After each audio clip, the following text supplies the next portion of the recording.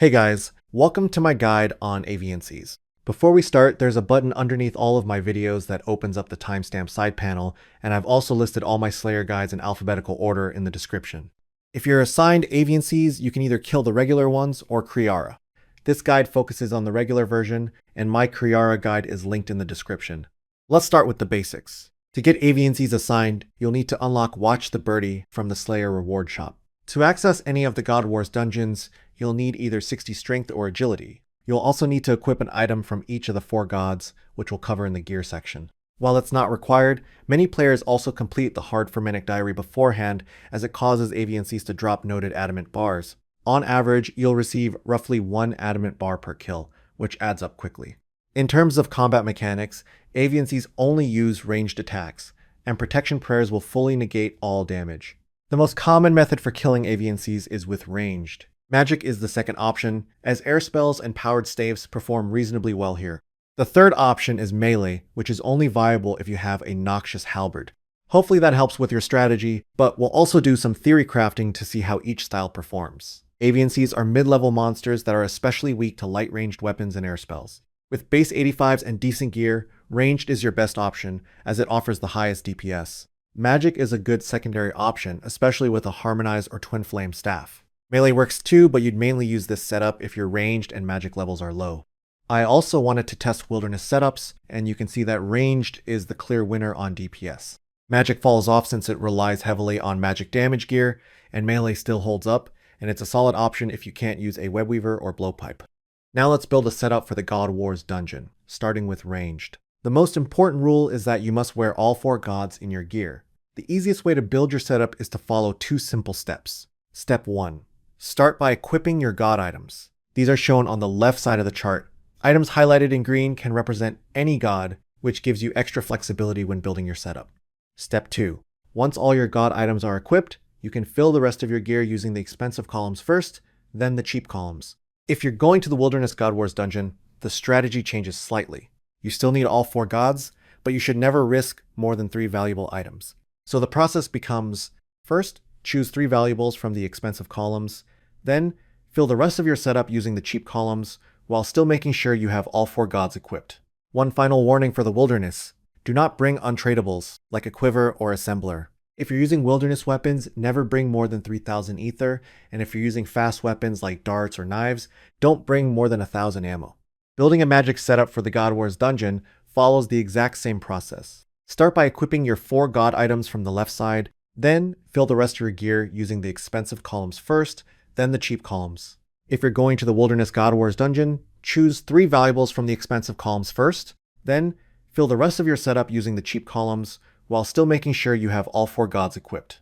A quick warning for the wilderness: do not bring untradables like an imbued god cape, and if you're using wilderness weapons, don't fill it with more than 3000 ether.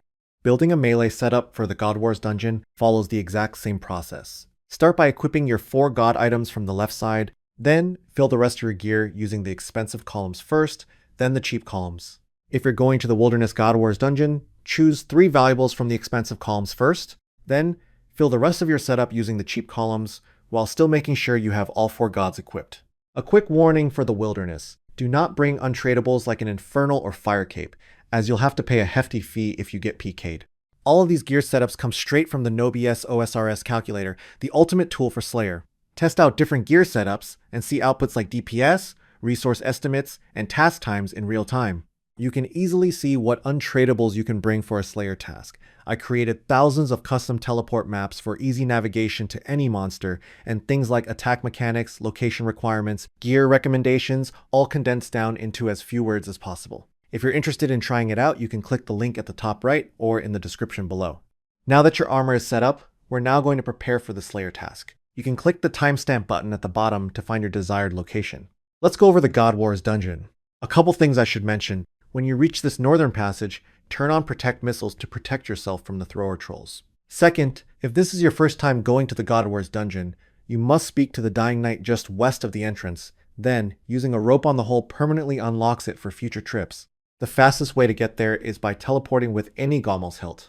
You can also use a Trollheim teleport using this agility obstacle, then entering the passage. You can also teleport to Troll's stronghold with a portal or stony basalt, And if those aren't options, you can use a game's necklace and teleport to Berthorpe, equip climbing boots, then run through Tenzing's house and take the long way to Trollheim.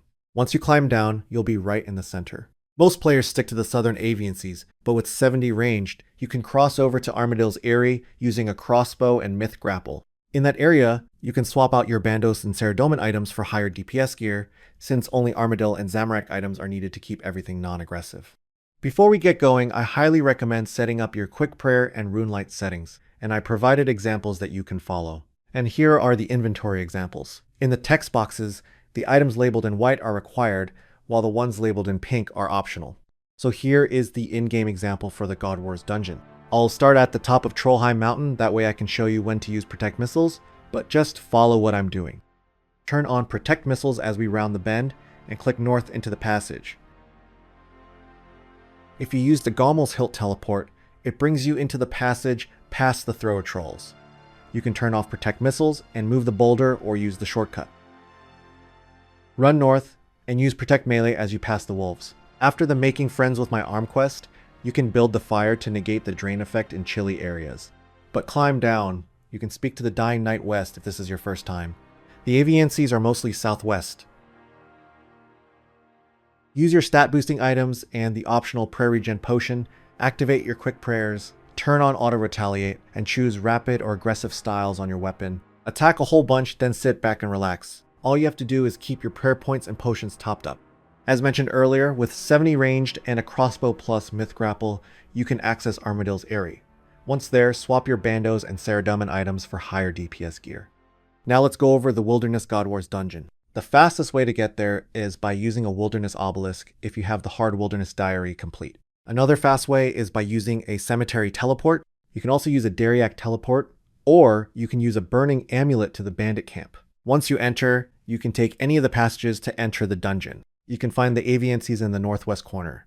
Before we get going, I highly recommend setting up your Quick Prayer and Runelight settings, and I provided examples that you can follow. And here are the inventory examples. In the text boxes, the items labeled in white are required, while the ones labeled in pink are optional.